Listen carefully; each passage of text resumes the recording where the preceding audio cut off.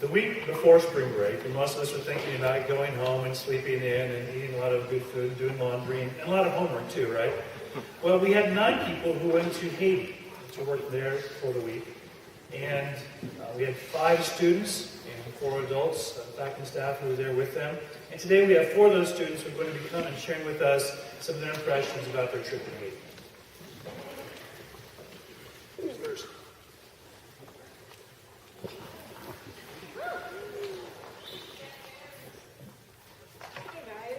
So we were in Haiti the week before spring break, and I think some of the rest of the team is going to tell you about some specific experiences and things that they learned from things while we were there, but I'm just going to give you a brief overview of what we did every day first. So we were doing a traveling medical clinic, so every day we would pack up our medical supplies and medicines, and we would drive to a different town in northern Haiti. On Monday, we went to Duty, which is a town right outside of Cap-Haïtien. On Tuesday, we stayed in Gallman, which is where we were living, and it is also right outside of Cap-Haïtien. And on Wednesday, we went to Wannemen, which is kind of by the Haitian-Dominican border. And then on Thursday, we went to Fort Margot, which is a little town up in the mountains of northern Haiti. And so what we would do every day is we would get to the town and we would set up our pharmacy with our medicines and supplies, and then we would have all of our doctors and nurses set up their stations where they were going to be seeing patients, and then we would give all of the patients that were waiting a brown paper bag and have them write their name and age on it, and then they would bring that in when they came to see the doctors, and we would talk to them and kind of figure out what their symptoms or complaints were, and then we would write their prescription on the bag, which they would take to the pharmacy, and then we would fill their prescription, and they would leave, and we would send another patient into the doctor. And some of the main things that we dealt with were complaints of acid or headaches or stomach aches, which are things that are super basic to us in the States, but they don't have things like antacid or ibuprofen in Haiti, so we would provide that for them.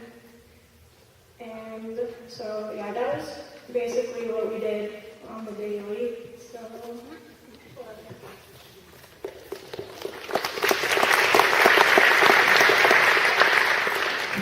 Whoa! Okay, so I'll be representing the guys. Bradley can't make it, he's working. And so I just have like maybe a few stories to really talk about. Most of the time I spent my life in the pharmacy. And so I had like Louise Bailey. She's really good at anti-fungal cream packing. And little things I know that athlete's cream is the best thing in the world to apply on people. But there's a lot of, everyone had their own specific jobs. So like a lot of the girls would go with the doctors and assist them with like blood pressure, which seems a lot simple, but these people had really high blood pressure. There was a time I think Harris did a blood pressure that was like 290 over like 150, and I don't even think it goes over 300 on the pressure thing. So that was kind of nuts.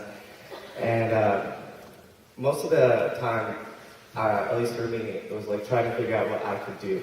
I'm kind of young, so I'm guessing that I got to lift a lot of things.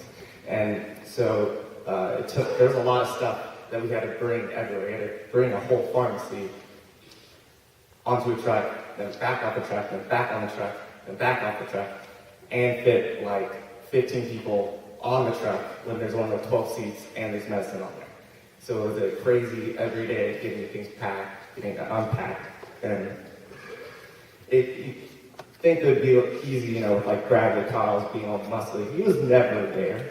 He was usually talking with our Haitian interpreters that they're the greatest people in the world, or helping doctors and nurses. So it was like Karis and like Lindsay carrying like 500 pounds in their back.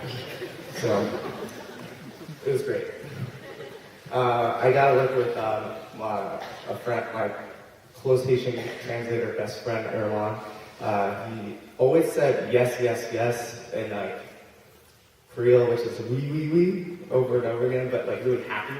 And he wanted to be like a nurse, so he was training for that. And without him, I don't think I could have survived in pharmacy because I had to kind of help people like direct what they're doing. But I don't know the language, so it was really helpful with him being around.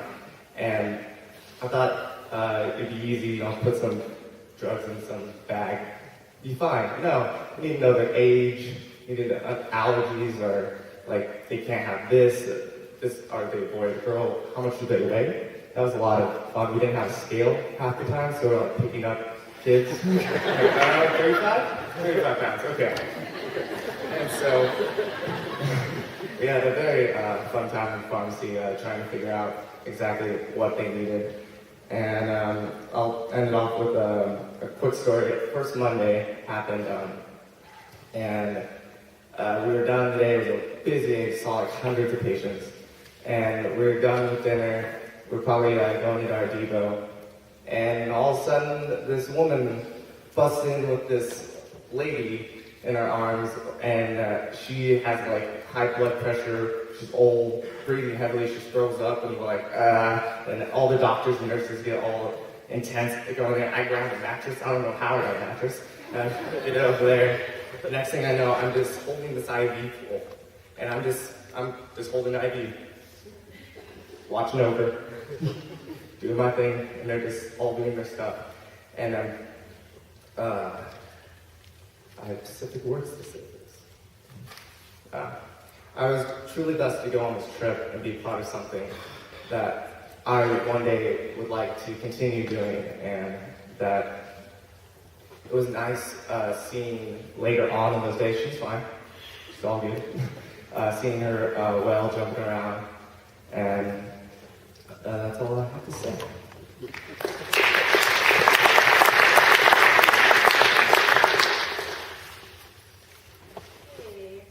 So I was going to talk more about the spiritual side of what we did or what I experienced, less the practical side. So I just wanted to start by saying the Christian life to me is all about changing the way you think about things, changing your perspective. So I wanted to focus on the verse Romans 12:2 that says, "Do not be conformed any longer to the pattern of this world, but be transformed by the renewing of your mind, so that you may be able to test and approve of God's will, His good, pleasing, and perfect will." And I think that whenever we start to align our thoughts with God's thoughts, then our feelings become aligned with God's feelings, and then our actions will become aligned with what God expects of us. In saying that, before I went to Haiti, my prayer was just that God would change my perspective on things. And I knew what I was walking into as far as poverty and not having medicine. I knew that in my head.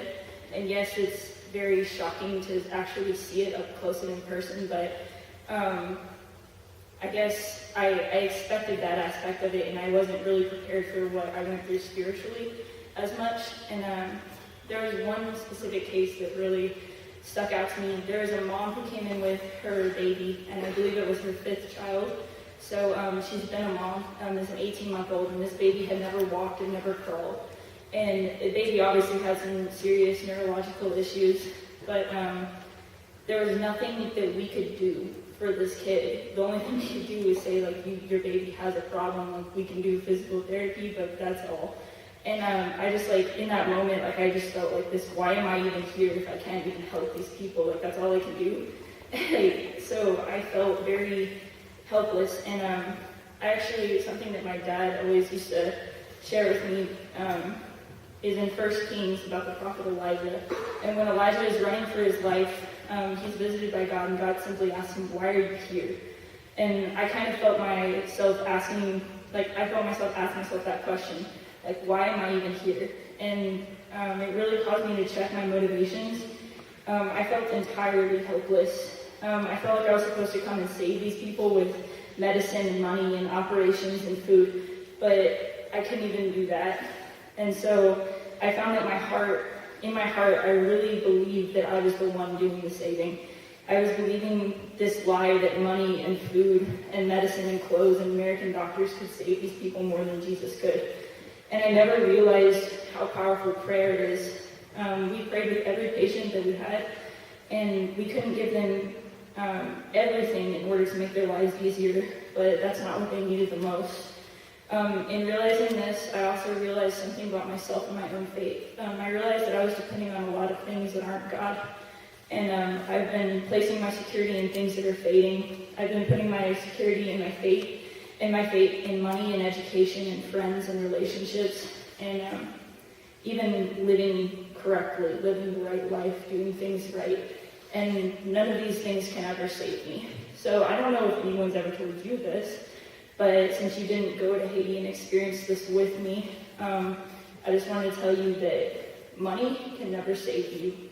Banners in the gym can never save you. Sports can never save you. And education can't save you. A good job can't save you. None of that can ever save you.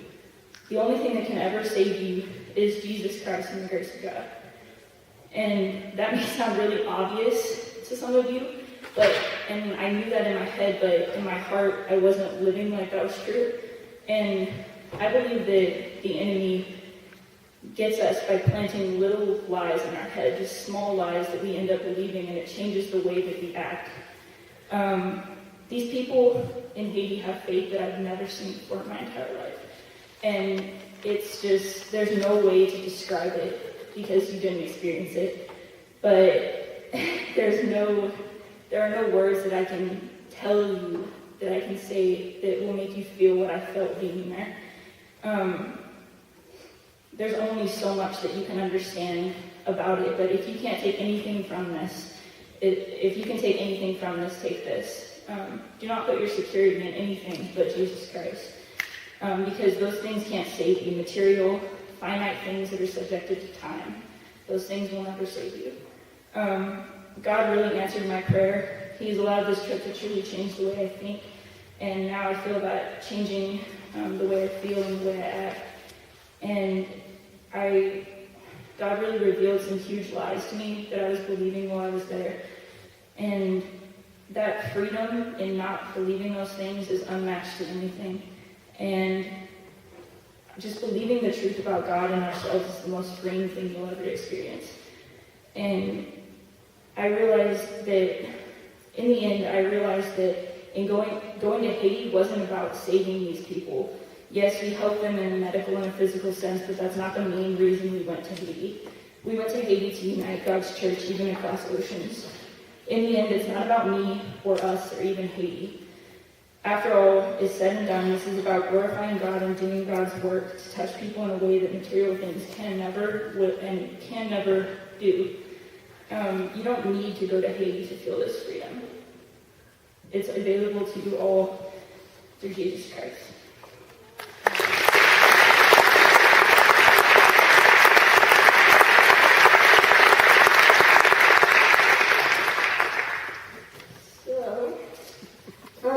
First off, the PowerPoint got messed up, so these are all my pictures. There was more variety, but you gotta see my face a lot more with this one.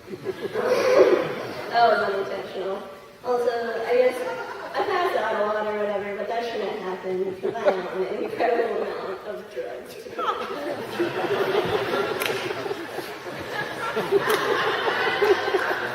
I am on the proper amount of doctor-prescribed medication.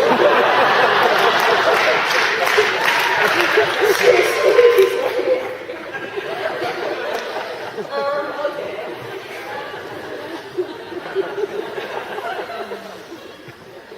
Alright, you should put me on the blacklist or something, Mr. Okay. So, what I want to talk about is, I guess there's always a cliche story from a mission trip, so here we go. There's always the one defining moment that people have, the life-changing moment that someone experienced.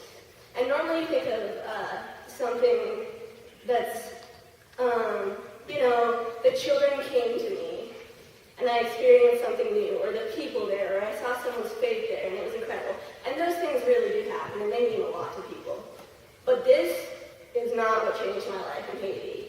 I mean, this was great progress from where I usually am, because normally if a kid comes around me, first option is to run. If that option isn't available, I kind of just do the stiff arm until they stopped crying. And I didn't do that while I was in Haiti, so God was working there. Don't get me wrong. But mine was actually with this. This dog was what became my defining moment in Haiti. On Tuesday was the second day of clinic, and it was a stressful day. It was a small building. A lot of people were coming in and out of our building. It was the loudest day by far. And if there are a couple things I don't do well with, it's a lot of people, a lot of noise, and a lot of stress.